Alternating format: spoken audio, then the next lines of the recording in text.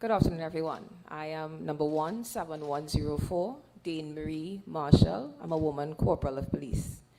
I'm trying to be a good police service, of course. So Anthony Smith was charged by myself in January 2016, my apologies. And as the minister indicated, we went through a process of a preliminary inquiry, which ended, and he was committed in June of 2017. In the process of a committal, we now wait for a date to be heard in the High Court. And that date commenced, that date that we got was September 18th, 2023.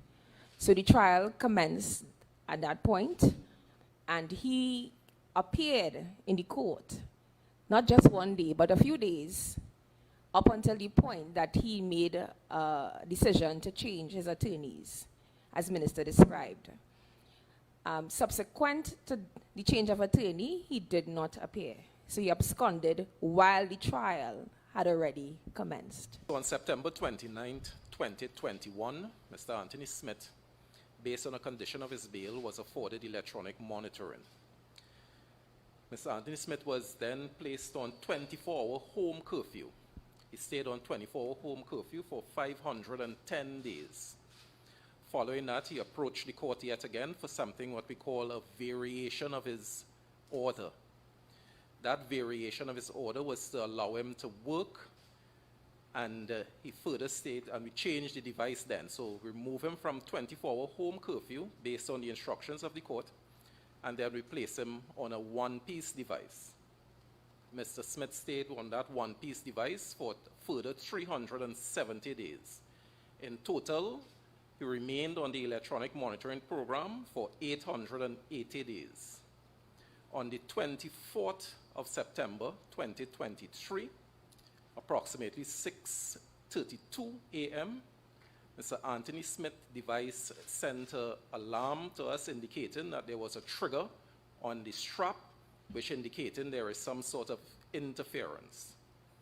Following our standard operating procedures and all the relevant checks, we initiated something called the police response mechanism in order to treat with locating Mr. Smith after all attempts to contact him failed. That proved negative, as there were no sign of Mr. Smith.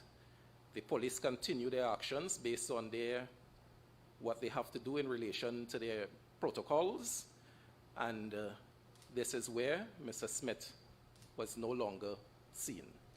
But the rules of the court allow the court to proceed in absentia of the accused, and the proceedings went along. The matter was heard by Mr. Justice Godfrey Henderson, who had come back to Trinidad and Tobago from international exposure at The Hague in the International Criminal Court.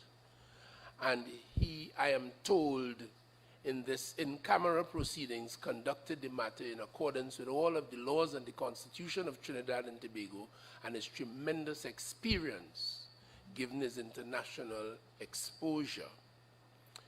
The bottom line is, the trial ensued, and the jury, 9 men and women, good and true, pronounced guilty verdicts on Mr. Anthony Smith.